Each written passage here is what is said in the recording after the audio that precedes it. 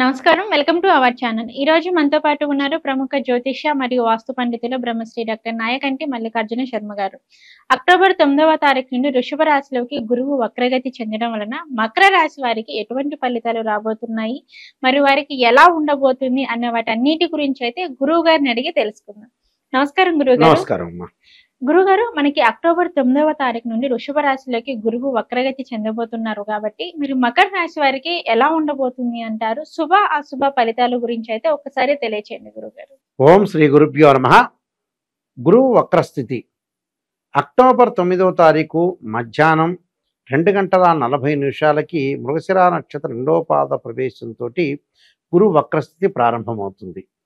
అది ముఖ్యంగా ఫిబ్రవరి 9వ తారీఖున 2025 మధ్యాహ్నం 12:40 వరకు 119 రోజుల పాటు గురువు వక్రస్థితిలో ఉంటాడు. గురువు ధనకారకుడు, సంతానకారకుడు, భాగ్యకారకుడు, లాభకారకుడు. గురువు ఏదైనా సరే ఒక ద్వాదశ రాశుల యొక్క ఫలితాలు చెప్పేటప్పుడు గురువే ప్రధానం కాదు అని కొంతమంది అంటుంటారు. కానీ మిగతా గ్రహాన్ని కూడా చూడాలి. బట్ గురువు యొక్క కారకత్వాలు బాగా ఎక్కువగా ఉంటాయి. కాబట్టి గురువు చేసే పని కూడా అలాంటి అంటే గురువు కుటుంబ కారకుడు, కుటుంబం బాగుండాలి, సంతానం కలగాలి, ధనం కలగాలి, అంటే ఇవన్నీ కూడా దాని యొక్క కారకత్వాలు. కాబట్టి మిగతా గ్రహాలు బాగుండాలి, గురువు కూడా బాగుండాలి. అంటే గురువు చేసే ఫలితం ఎక్కువగా ఉంటుందని అర్థం. వృషభ రాశిలో గురువు 40 డిగ్రీలు వక్రస్థితిలోకి వెనక్కి వెళ్తున్నాడు. అప్పుడు ఏ విధంగా ఉంటుంది? గురువు వల్ల ఆశ కలుగుతుంది. ఆశ కలిగితేనే మనం శక్తి సంపన్నం అవుతాం. ఆశతోనే మనం జీవించాలని అర్థం.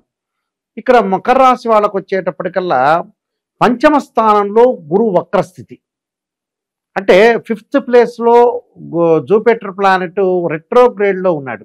గురువు వక్రస్థితిలో ఉండటం వల్ల ఏ విధంగా ఉండబోతుంది అంటే ఉద్యోగపరంగా వృత్తి, ఉద్యోగ, వ్యాపార రంగాల్లో విశేషమైన కృషి చేస్తారు. శ్రమకు తగ్గట్టుగా ఫలితం వస్తుంది. అంటే రికగ్నైజ్డ్ అవుతుంది, వీళ్ళకి గుర్తింపు ఉంటుంది. అంటే వీళ్ళు పలాని వ్యక్తులు అని ఒక గుర్తింపు లభించే అవకాశాలు ఎక్కువగా ఉంటాయి. అంటే డబ్బుకు లోటు ఉండదు, ఉద్యోగపరంగా బాగుంటుంది, ధనపరంగా ఇబ్బందులు ఉండవు, ఆదాయం అనేది అనేక మార్గాల్లో అన్వేషణ చేస్తుంటారు, అనేక మందితో ఆలోచన చేస్తుంటారు, ఆచితూచి అడుగు వేయటం కూడా ఎక్కువగా చేస్తుంటారు.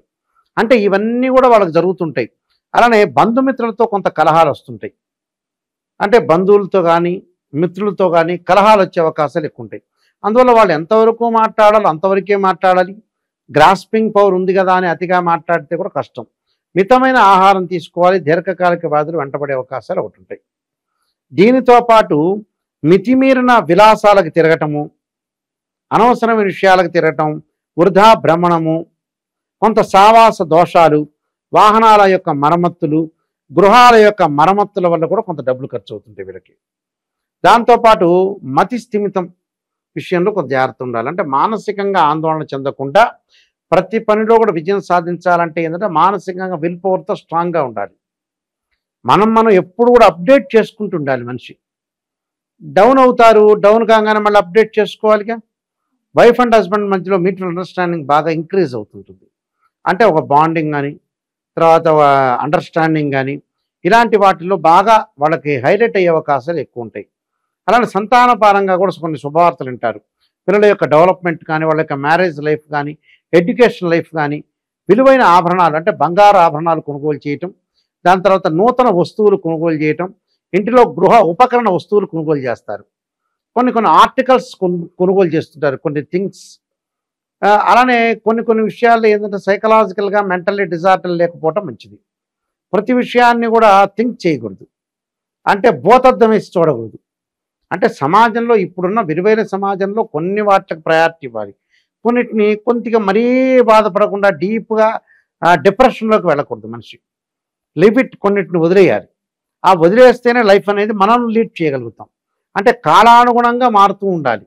అంటే కాలానుగుణంగా కొన్ని సిచ్యువేషన్స్ మారుతూ ఉండాలి, తప్పదు. అది నేను మానండి, నేను ఇలానే ఉంటానంటే కొన్ని సందర్భాలు కుదరని పనులు కూడా జరిగే అవకాశాలు ఎక్కువ ఉంటాయి. అందువల్ల దానికి నిర్మాణాత్మకంగా వాళ్ళు చేపట్టి ఇళ్ల నిర్మాణం చేపట్టే అవకాశాలు ఎక్కువగా ఉంటాయి. భార్యాభర్తల మధ్యలో అనురాగ బంధం, పిల్లలకి ఈ తల్లిదండ్రులకి బాగా సఖ్యత బాగా పెరుగుతుంటుంది. అలానే ఉద్యోగంలో ప్రమోషన్లు, కొంత అధికారుల ద్వారా కొన్ని అవమానాలు జరిగే అవకాశాలు ఉంటాయి. కానీ అవమానాలు పట్టించుకోకుండా ఉండటం మంచిది. నిందా చెప్పానుగా డిప్రెషన్లోనే అవకాశాలు ఉంటాయి. ఇలాంటి విషయాల వల్ల డిప్రెషన్ కలుగుతుంటుంది.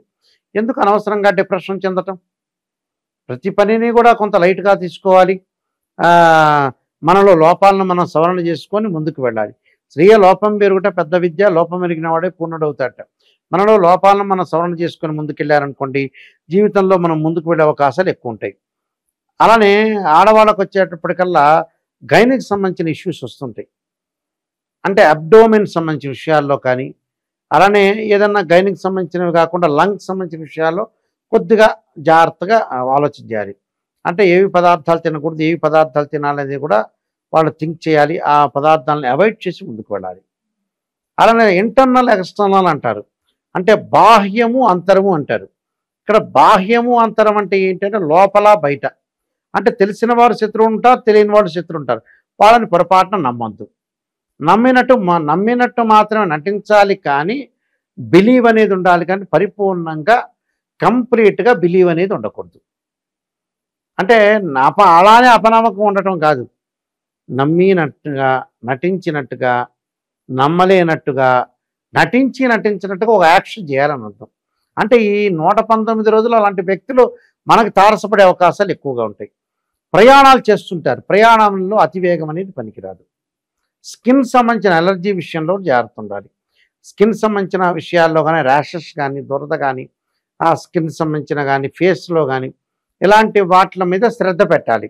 లేకపోతే ఇబ్బందికరమైన వాతావరణం అనేది స్కిన్తో పాటు హెయిర్ కూడా ఊడిపోయే అవకాశాలు ఎక్కువ ఉంటాయి. హెయిర్ సంబంధించిన విషయాల్లో కూడా కొంత జాగ్రత్త ఉంటుంది. భూ వివాదాలు అనుకూలంగా ఉంటే కోర్టు సమస్యలు పరిష్కారం కావటం, ప్రయాణాలు చేయటం, ఆ ప్రయాణాలతో పాటు బంధువులతోటి వాళ్ళతోటి కూడా కొంత ఉన్నట్టుండి కలహం, అంటే ఉన్నట్టుండి బాగుంటారు, ఉన్నట్టుండి బాగుండి ఉన్నట్టుండి కూడా కలహం వస్తుంటుంది. అంటే ఆ కలహాలు రాకుండా చూసుకోవాలి మనం. అంటే ఎంతవరకు ఉండాలి, మితంగా ఉండాలి. మాట్లాడే విధానంలో కానీ ప్రతి దానిలో కూడా మనం ఆలోచన చేసి థింక్ చేసి వెళ్ళాలి. అలాంటి విషయాలు బాగా శ్రద్ధ పెట్టి ముందుకు వెళ్తేనే బాగుంటుంది. వృత్తి ఉద్యోగాల్లో గౌరవ మర్యాదలు బాగా పెరుగుతాయి. ప్రతిభకు పట్టం కట్టే అవకాశాలు ఉంటాయి. విద్యార్థులకు చదువు పట్ల ఆసక్తి చూపిస్తారు. స్త్రీలకు వచ్చే నూతన ఆలోచనలు బాగా పెరుగుతాయి, కానీ ఆచరణ యోగ్యంగా ఉండవు. అంటే వాళ్ళు ఆచరణగా పెట్టలేకపోతారు. అంటే ఇలాంటి ఇన్సిడెంట్స్ అన్నీ కూడా వస్తాయి. ఇంటిలో వివాహ శుభ కార్యక్రమాలు, ఇంటి గృహానికి శంకుస్థాపన చేయడం, ఇల్లు కట్టాలని ఒక కన్స్ట్రక్షన్ నిర్మాణం చేయాలని ఒక ఆలోచన అయితే కలుగుతుంది. అంటే దీనికి కొన్ని పరిహారాలు చేసుకొని ముందుకెళ్ళటం చాలా మంచిది. ఓకే గురుగారు, మరి మకర రాశి వారు వచ్చేసి ఎటువంటి పరిహారం చేసుకుంటే వీరికి బాగుంటుంది అంటారు? మకర రాశి వాళ్ళు దత్తాత్రేయ స్వామి యొక్క స్తోత్ర పాలనం ఒకటి, దత్త కవచం ఒకటి. గురువారం రోజున మనకి ఏదైతే గురువారం ఉదయం పూట సూర్యుడు ఉదయించిన తర్వాత ఆ వారానికి సంబంధించిన ఆ హోర ప్రారంభం అవుతుంది. గురువారం ఉదయం పూట గురు హోర ప్రారంభం అవుతుంది. ఆ గురు హోరలో తప్పకుండా గురు జపం చేయాలి. అంటే గురువుల యొక్క జపం చేయటం కానీ, అదే గురువు ఆరాధన. అలానే ఈ రోజుల్లో వీరైతే ఉదయం పూట ప్రాతకాలం ఆవు నెయ్యితో దీపారాధన చేసి లక్ష్మీదేవి యొక్క ఆరాధన చేయటం కూడా చాలా మంచిది. ఆ లక్ష్మీదేవి ఆరాధనతో పాటు చక్కగా విష్ణు సహస్రనామం చేయాలి. విష్ణు సహస్రనామం చేయటం వల్ల కూడా వీళ్ళకి మంచి సుఫలితాలు జరిగే అవకాశం ఖచ్చితంగా ఉంటుంది. ఓకే గురుగారు, మకర రాశి వారికి వచ్చేసి గురువు వక్రగతి చెందడం వలన వీరికి ఎటువంటి ఫలితాలు రాబోతున్నాయి, మరి వీరికి ఎలా ఉండబోతుంది అనే వాటి అన్నిటి గురించి అయితే మాకు చెప్పారు. నమస్కారం గురుగారు. నమస్కారం.